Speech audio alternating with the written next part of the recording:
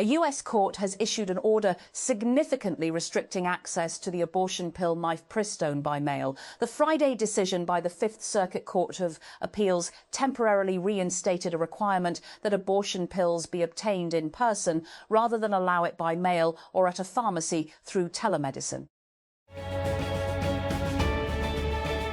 The US Department of Defense plans to withdraw 5,000 troops from Germany amid a spat between US President Donald Trump and German Chancellor Friedrich Merz over the war with Iran. The decision comes a day after Trump criticized Merz, who suggested the US had been humiliated by Iranian negotiators.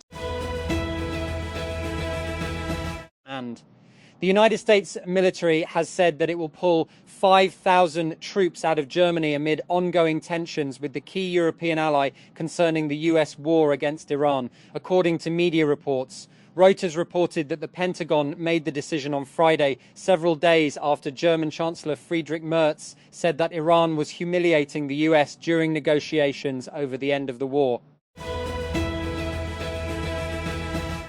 Meta has acquired humanoid robotics startup Assured Robot Intelligence, ARI, for an undisclosed sum, the social media giant said. We acquired Assured Robot Intelligence, a company at the frontier of robotic intelligence designed to enable robots to understand, predict and adapt to human behaviours in complex and dynamic environments. A Meta spokesperson told TechCrunch in an emailed statement.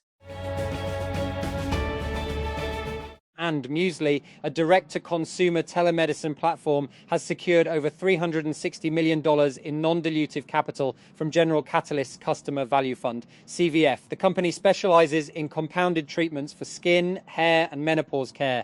Muesli co-founder and CEO Jack Jaya told TechCrunch that when CVF investors reached out to him last year, he wasn't looking to raise capital. Amjad Masad has been building Replit for a decade, but the last 18 months have been something else entirely. The AI coding assistant company went from $8 million in revenue in all of 2024 to tracking toward what Masad describes as $1 billion annual run rate. At TechCrunch's sold-out Strictly VC event in San Francisco on Thursday night, we covered a lot of ground in a short time, beginning with the question everyone in the industry is asking right now. In a world where rival Cursor is reportedly in talks to be acquired by SpaceX for $60 billion, is Replit also bound to sell? We also got into Replit's net revenue retention, a measure of how much existing customers expand their spending, which Masad says is reaching as high as 300%. His willingness to take Apple to court over what he called outright lies in its App Store battle with Replit and the possibility of the company beginning to invest in its own customers. Roughly 500 labour groups across the United States have organised a widespread economic blackout calling for no school, no work, no shopping to mark May Day, also known as International Workers' Day. The events, organised as part of an initiative called May Day Strong, were inspired by economic boycotts following ramped-up immigration enforcement operations in Minneapolis, Minnesota, and the deaths of US citizens Renee Good and Alex Pretty in January. And Iranian human rights activist and 2023 Nobel Peace Prize laureate Narges Mohammadi has been transferred from prison to a hospital due to a sharp decline in her health. Mohammadi had 2 episodes of complete loss of consciousness and a severe cardiac crisis, her foundation announced on Friday. And at least 12 people have been killed, including a child in southern Lebanon, as Israel continues its strikes despite a ceasefire. Israeli forces killed at least 8 people in Habush in the Nabatish district on Friday and wounded at least 8 others, including another child and a woman. US President Donald Trump has said that all state permits for the 2026 recreational red snapper fishing season have been approved, a move he says will expand access for anglers across southeastern coastal states.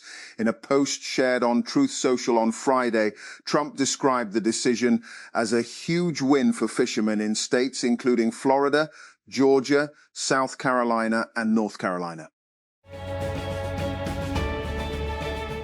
Tehran delivered a new proposal for peace talks with the United States via Pakistan, Iranian state media reported on Friday, with US President Donald Trump saying that he was not satisfied with what had been put forth. Though the United States and Iran have suspended hostilities since an April 8 ceasefire, the two countries remain at odds over a range of issues, including Iran's nuclear ambitions and control over the Strait of Hormuz, and they have yet to agree to a second meeting following a brief summit of senior officials in Islamabad last month.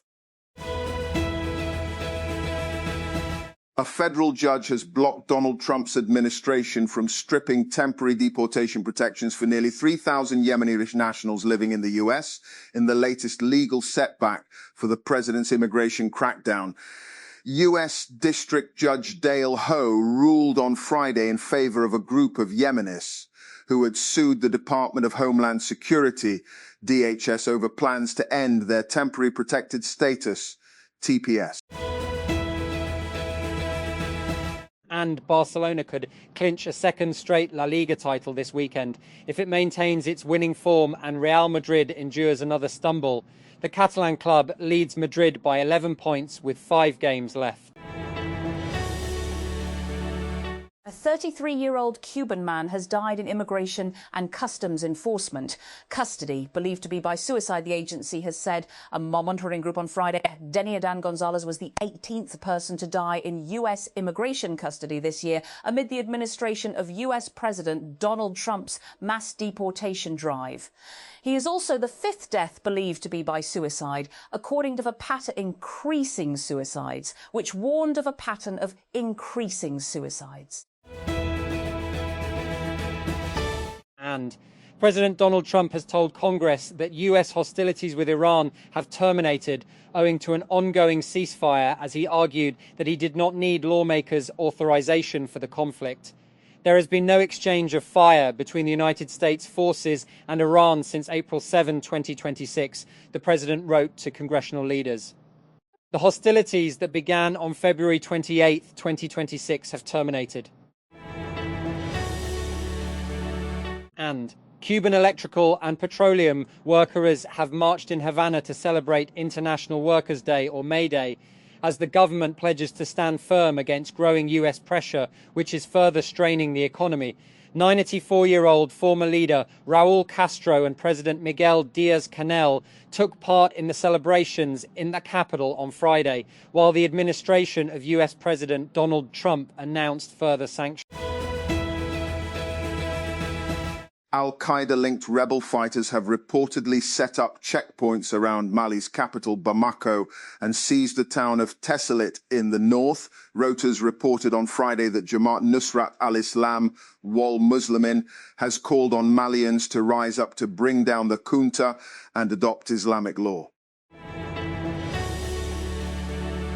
Coatue, one of the biggest names in venture capital and hedge funds, has a new plan to generate bigger returns on AI beyond its sizable stakes in Anthropic, OpenAI, XAI, and data center companies like Singapore's Day One and CoreWeave. It has launched a venture called Next Frontier to buy up land near large power sources with the goal of turning those parcels into data centers, the Wall Street Journal reports. Sources tell the WSJ that Next Frontier has already signed a joint venture with FluidStack, a cloud infrastructure startup that penned a $50 billion deal to build data centers for Anthropic. Coatue did not respond to a request for comment. United States President Donald Trump has said he will increase tariffs on automobiles from the European Union to 25%. The announcement on Friday could jolt the world economy at a time when it is already fragile from the knock-ons of the US-Israel war with Iran. Donald Trump has said that he is not satisfied with Iran's latest peace proposal to end the war, which has killed thousands and triggered a global energy crisis. Speaking to the media on Friday, the US president said he was uncertain whether a deal with Iran would be reached, warning that he would blast them away if negotiations failed. Rawalpindi Lahore Karachi. Pakistan is confronting a stark weather dichotomy this week as extreme heat scorches southern parts of the country while central and northern regions brace for widespread dust storms, rain and potential landslides triggered by an incoming weather system. The Pakistan Meteorological Department, PMD, said that a fresh westerly wave is expected to approach the northwestern parts of the country on Saturday evening and would persist in the upper regions until May 5. French Prime Minister Sébastien Lecornu has visited a village bakery to buy several baguettes on Labour Day, reigniting a row with unions who argue that the Fest of May should remain a compulsory rest day. Let's have several, at least 4, he said, paying at the bakery in Saint-Julien-Chapteuil, central France. The politician also bought some flowers from a nearby florist. And a new estate-backed film, Michael, tells the story of Michael Jackson's rise from Gary, Indiana to global fame, highlighting hits like Thriller and his record-breaking success. But it ends before major scandals, and it leaves out the US musician's race and politics, including his solidarity with Palestine. What story is being told and what is being erased? In this episode, and the United States has warned that any shippers paying tolls or other fees to Iran for passage through the Strait of Hormuz risk being sanctioned. The warning on Friday comes as a US naval blockade of the strait continued for its third week amid stalled US-Iran ceasefire talks. Iranian President Masoud Pezeshkian has called the ongoing siege on the country's ports intolerable. A new poll has found that a large majority of people in the United States believe that the decision to take military action against Iran was a mistake, as the war roils the global economy and fuels cost of living concerns in the US. A Washington Post ABC Ipsos poll released on Friday shows that 61% of respondents believe the use of military force against Iran was a mistake, with just 36% saying it was the right decision. And loading the player, Elon Musk spent the better part of 3 days on the witness stand this week in his lawsuit against OpenAI, and it's already getting messy. Emails, texts, and his own tweets are surfacing in court, and there are plenty more witnesses to come. Musk's argument against OpenAI: by converting the company to a for-profit model, Sam Altman betrayed the non-profit for the benefit of humanity mission Musk signed up to fund. And, as Musk keeps reminding the courtroom, you can't steal a charity.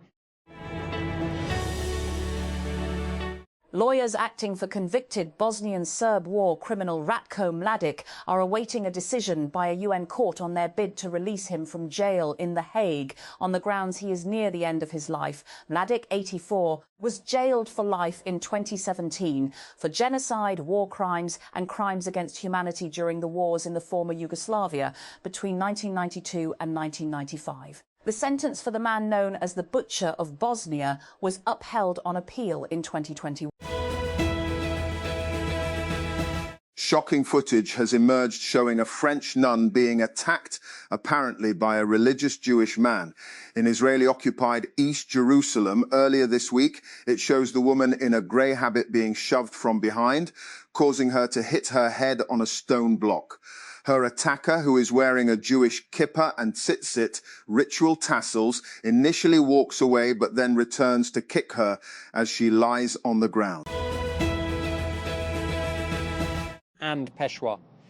Khyber Pakhtunkhwa Chief Minister Sohail Afridi expressed on Friday his intention to protest against drone attacks in his province, saying that these attacks were resulting in collateral damage. The CM made these remarks while addressing a provincial cabinet meeting, a day after he hinted at introducing legislation to criminalise collateral damage in such incidents. And Iran delivered a new proposal for peace talks with the United States via Pakistan. State media reported on Friday, with US President Donald Trump saying that he was not satisfied with what had been put forth. The text of the proposal was handed to Islamabad on Thursday evening, the IRNA news agency reported on Friday.